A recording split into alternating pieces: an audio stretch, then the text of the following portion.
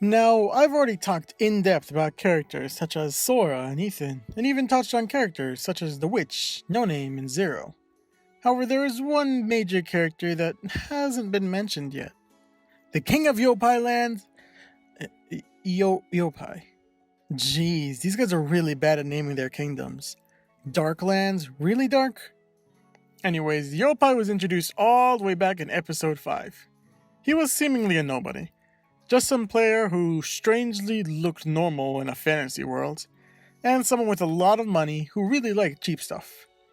Later we find that he's the King of YopiLand, with Tak, Lime, and Pua Poo being sort of his core 3, the ones he counts on and trusts the most. Also, we're presented with Akira much later on, in episode 113, the second in command and one of the co-founders of YopiLand. These two are apparently former champions of the combat tournament, which should attest to how strong they really are. Yopi is seemingly a kind of benevolent king, caring about his citizens, even if they are NPCs, and offering Team Dark a special quest, and giving him a chance to give someone the king's blessing. We really don't know what that does, but they also get 10,000 EXP from it, so that's a big bonus. However, Yopi doesn't seem to be all sunshine and rainbows. He does seem to have a darker side to him. When the envoys from Giga come to YopiLand near the beginning of the series, and almost blow up an NPC, Yopi states it's fine, since Tak defended the NPC. But when Tak retaliates saying, "What if I didn't defend her?" Well then, this is what Yopi says. Then I wouldn't just be standing here like this, scaring even the Giga envoys. That face is a face of someone who wouldn't be opposed to bashing in some skulls if he needed to. Yopi rarely shows it, but he can be very threatening. Later we get a conversation between Yopi and Tak, after Yopi gives the king's quest, which gives the king's blessing, to Dark. Tak questions, "Are you really being nice to him, or are you just pretending? You told me before you only do things based on your calculations. Is he someone we need?" Tak is someone that Yopi knows personally, because they actually know each other in the real world.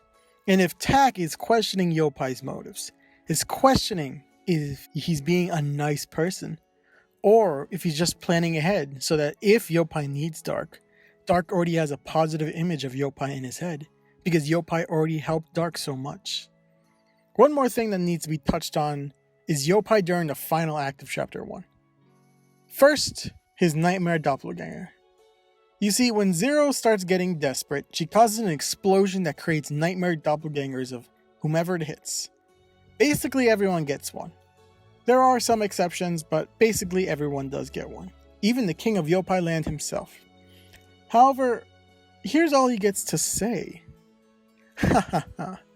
That's rich. A nightmare player is born within your emotions. Yeah, I see right through you. What kind of freak are you? I would say this seemingly shocks Yopi. However, he doesn't stop grinning, so it's hard to tell. Anyways, most players struggle facing off against their nightmare doppelgangers. However, at the end of the episode, we see that Yopi was one of the few, if only, to finish off his nightmare doppelganger. We only ever get to see Yopi fight once, and that's in a flashback. Something that I'm thinking of just now is it wouldn't surprise me if Yopi was the number 1 ranked player. He's strong enough to kill his nightmare doppelganger, and we get to see a small flashback of Yopi and Tak confronting Ethan back when he was the number 1 ranked player. There was a disagreement when they first met, and when Tak was about to attack, Yopi stopped him. Yopi sees that Ethan placed a massive magical trap, expecting a fight. Tak didn't see it, we didn't see it, and I doubt most other players would have. Yopi has a certain, how do I say this, dread about him. The way he smiles through almost everything, even when he kills off his nightmare doppelganger. This panel right here creeps me out. His smile looks almost fake, kind of just terrifying. Anyways, after BB over here teleports everyone out of the arena, Yopi decides he needs to help the gods fight. Kind of. Well, you see, the God of War and the God of Time and Space have Zero pinned down. All they need is one more hit. And since Yopi stayed, he's going to deliver his strongest attack. Roy Han, Grandpa Dark, the creator of the game. And with one strike, Yopi kills off Zero. But he wasn't just aiming at Zero. He kills the God of War and the God of Time and Space. These two are good guys. They're on the side of good. They're trying to defeat Zero, and they're people who protected the world that these players love so much. But Yopi didn't see it that way. He saw that these gods were only busy toying around with us, like your puppets. He saw them as gods who just played around with their creations, not managing them. So Yopi decides that Lucid Adventure doesn't need gods. So he breaks down the god's power and spreads it across the world, creating a new world. A world where, as he puts it, from now on, we are completely the masters of this world. Now, reading the comments, it seems like we're split if this is a good thing or not. These two gods were seemingly the coolest. They didn't really seem evil. However, Yopi isn't in the wrong. The God of War created tournaments just to watch players fight each other for fun. Not to mention, they didn't really do anything about the nightmare threat. They kind of let Giga run that, and that doesn't even go well. Like Yopi says, since when did the so-called gods manage this world? These gods didn't manage this world. They didn't really stop anything from happening. They didn't stop the nightmare from growing. They didn't stop Giga from abusing the world. They didn't stop Zero from doing what she does. They didn't stop people from dying unfairly. They didn't stop anything. They didn't manage the world. So what's up with Yopi? He's kind of difficult to understand. He does love this world, as the short interaction he gets with Grandpa Dark seems to establish that. He finishes quests that most people wouldn't care about, making sure he gets everything, even useless memories. It's obvious he cares about his teammates, pulling strings to make sure the NPCs on his team are revived after the fight during the combat tournaments, which I'm still confused about, but whatever. And even preparing for war after some of the Nightmare gang steals Pua. He cares about his teammates and his friends. He feels very heroic in that sense. He does feel like an anime hero. Someone who's constantly smiling, but when their smile breaks, it's not usually a good sign. It's also, well, he's an interesting case. He's been called eccentric by Grandpa Dark, and it's not hard to see why. He's pretty dang weird. I love basically every character in this webtoon. So why do I like him? If we're being honest, I'm not entirely sure. Morally, he seems pretty good. Cares about others and people who aren't evil or on the side of Giga. And even if one of the Giga envoys attacked a citizen, he stayed calm. Which is the main thing here. He knows how to control his emotions. Reputation is everything. He could have just straight up killed probably most of these guys alone. But he doesn't. He understands not to. Why? It could be that he needs to maintain a positive reputation. Someone who doesn't fight unless it's absolutely necessary, because he's a good stand-up citizen. Well, it could be that, or something else. The author has done something really smart. We never see present Yopi fights. And by present, I mean Chapter 1 Yopi. Everything he needs to fight, he avoids it. First, the war between Giga and the others. Yopi was about to fight, however, he doesn't. He's stopped by the God of War, telling him to wait to use that card. The next time I can really remember is the final battle between God and Zero. When these metal tentacles attack, Yopi doesn't even bother defending himself. Akira does. He fends off for both himself and Yopi. And when Yopi does fight, we don't even get to see it. When he fights his nightmare doppelganger, he meets him, and then at the end of the episode, the nightmare doppelganger is dead. No fighting, no back and forth, no nothing. It's strange that we never get to see his fighting style. Only ever in that flashback. And really that's not much, just one skill and some dodging. This was done intentionally. Do you know what the scariest thing is? The unknown. And Yopi is a giant unknown.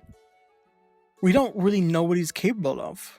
The most we've seen him do is stop Akira's full-on bat swing with one hand, and Well, he's the only one who's killed 2 gods in Zero. But why? Is it just to scare us? Is it just to intimidate us? Because the only thing that Yopi needs to do to intimidate me is smile atop his dead nightmare doppelganger, because that is terrifying. I think it's him being cautious. He needs to be ready for when his kingdom and Giga's kingdom go to war. And if they don't know what they're fighting, how can they prepare for it? He needs to make sure if he ever needs to fight, they don't know what they're getting into, which is why he eliminates the nightmare doppelganger so quickly. He can't have someone on the other side going around knowing how strong he really is. If you think that's far-fetched, well, look at episode 71, when Dark and Sora are fighting the puppets of the Rankers. Hardcore Leveling Warrior states, "It's not good to be famous, because your weakness will be known to everyone." And he's true, because Dark then uses fire magic against his puppet, because that's what the puppet's weakness is. The more famous you are, the more people will know how to defeat you. This is a problem for Ethan. He found a way around it, however. Since he was known as the player who steals stats, no one would want to make a bet with him. But he found out that making himself look weak means that people would think they could finally take him. While this could work for Yopi, I don't think it will. If people knew how strong he was, well, they might pull in episode 1 and gang up on him like they did Ethan. However, Yopi is a good person, at least I think. Morally, he seems pretty good. However, he's not opposed to going against the authority. He's not afraid to fight the gods of this world. He's not afraid to do something if it means the world can be a better place. Now, if you see my last video, you'll know that I'm doing videos on characters of Hardcore Leveling Warrior and applying them to the D&D alignment chart. I've already filled 2 spots, Ethan and Sora, who have already filled, spoiler alert by the way, Chaotic Neutral and Lawful Good respectively. And now I'm going to put Yopi in one of these spots. I think he's a morally good person. He cares about his friends and his teammates. However, I don't think he cares so much about authority. He'll follow it if he thinks it's correct, but he's willing to go against it if he thinks it needs to be changed, if he thinks that he doesn't need to follow it. So, I think Yopi deserves to go in Chaotic Good, based on his morally good person and how he kills the gods. So, that's that. Chaotic Good he goes. I have an idea on what the other 6 spots are going to be, but I want your opinion on it. So I'm going to make a poll on the iCard thing right now. It's going to give you 3 options: Heart Heater, Ponset, and Master Swordsman. I'll do all of these guys and more eventually, but which one is next? I want to hear it from you. So, like always, thank you for watching.